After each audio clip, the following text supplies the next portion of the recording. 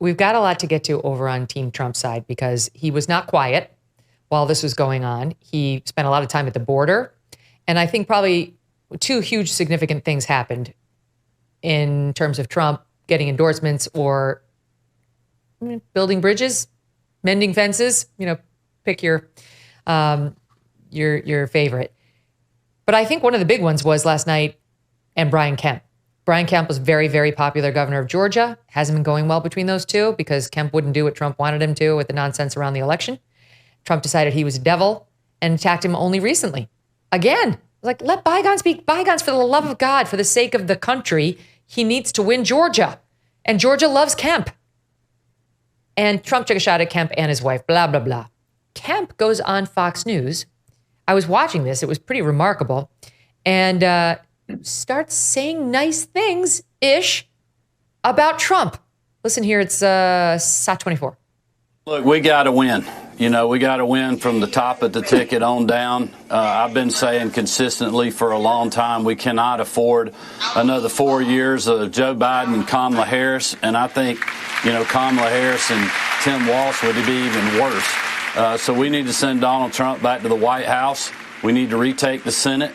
We need to hold the House. We need to hold our legislative majorities that we have in the great state of Georgia. So Trump actually appeared with Brett and Martha shortly thereafter and said in return some nice things about Kemp. And then I think later put out and then he put out a Truth Social that reads as follows. Thank you to Brian Kemp for all of your help and support in Georgia, where a win is so important to the success of our party and most importantly, our country. I look forward to working with you, your team, and all of my friends in Georgia to help make America great again. I mean, this is classic Donald Trump. Is it not, Rich? Classic Trump. Yeah, all he needs is for you to extend a little olive branch to him and you're good. Yeah, very transactional. Also, everyone around Trump was telling that this was idiotic and he should bury this. So he did the right thing. He never should have revived it. And Brian Kemp, by the way, is one of the most impressive Republican office holders going. I'm not from the South. So when I first met him around a conference table for about 10 minutes, I was like, what's this drawl?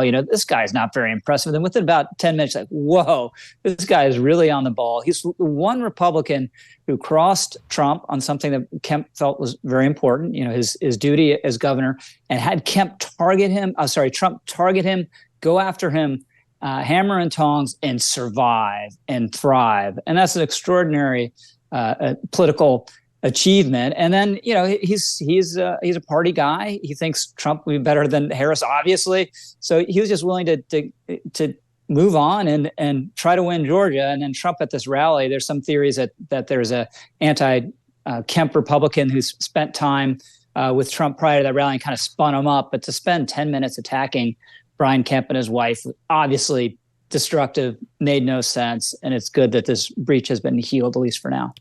Charles, I'm overusing the word, but it's kind of a heroic moment for Brian Kemp because I'm sure he's not a huge Trump fan. Trump just attacked Brian Kemp's wife like 2 weeks ago. But he, I think, has accurately deduced that Trump must have Georgia. He must win Georgia. And so in an extraordinary act of selflessness, he was the first to come out and say something nice, and he knew exactly the effect that would have on Trump, who does start these fights, but is also quick to finish them under circumstances like these. Well, I don't think it's extraordinary in the sense that I think what you're seeing there is the difference between a disciplined politician who wants to win and Donald Trump. Donald Trump has a lot of talent, but he's mercurial and capricious. And despite all of the eschatological rhetoric around this election, he doesn't seem to believe that the election of Harris would end the country, because if he did, he would be more focused. He'd be more, in other words, like Brian Kemp. And not just Brian Kemp, but the vast majority of Republican office holders at the state level who stay on track. I live in Florida. DeSantis stays on track and he wins and he gets things done. This is true of Brian Kemp just up the road in Georgia. It's true in Iowa. It's true in Ohio. It's true in Texas. It's true in Alabama. The idea that Trump is some sort of exceptional politician without whom the Republicans would be lost is false. At least at the state level, governors within the Republican Party have done an enormous amount and got an enormous amount of wins over the last 2 or 3 years on school choice, on constitutional carry, on tax cutting, on abortion, because they don't get drawn in to stupid feuds. So I don't think it's extraordinary from Brian Kemp. I think it's absolutely ordinary. I think what is extraordinary is that there was a breach to heal in the first place, that Trump allowed himself to be spun up by this anti-Kemp politician when anyone else in the firmament, I'm forgetting Glenn Youngkin up in Virginia, whose approval rating is about 60%.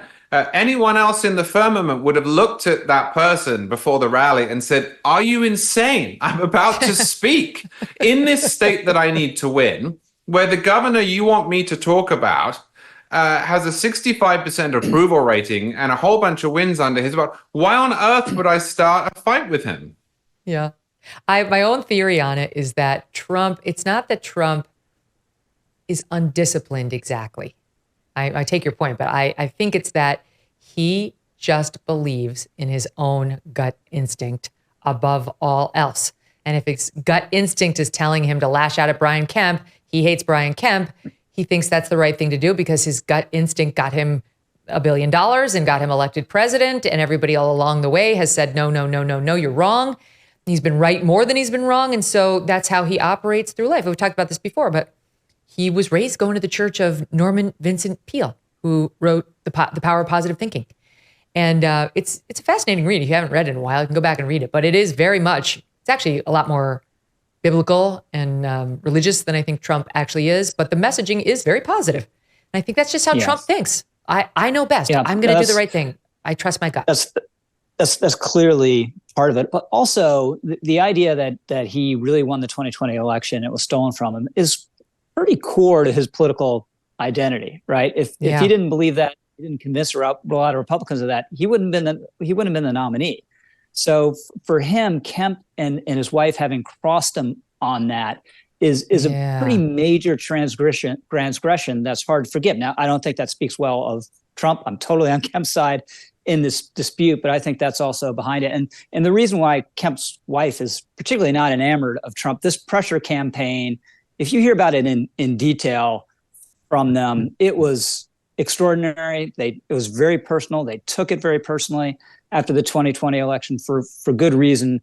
So there's a lot of ill feeling there. It's better for everyone that it's papered over, but there's a reason we had this eruption. That is back to my point, Charles, which does make him extraordinary, Governor Kemp, be able to put that to the side and do what's best for the country. So bravo, it's a good moment for the Republican Party, and they needed one. Some Americans enjoy using their credit cards because it can be a hassle-free way to pay, not to mention a secure one. But our sponsor, the American Payments Coalition, says that some DC politicians want to change that with the Durbin-Marshall credit card bill. They say the bill lets corporate megastores pick how your credit card is processed, allowing them to use untested payment networks that could jeopardize your data security and your rewards. They say corporate megastores will make more money, and guess who will wind up paying the price? You. Find out more info at guardyourcard.com and consider telling Congress to guard your card while you're there, too. Thanks so much for watching. If you like what you just saw, hit the subscribe button for more clips and full episodes.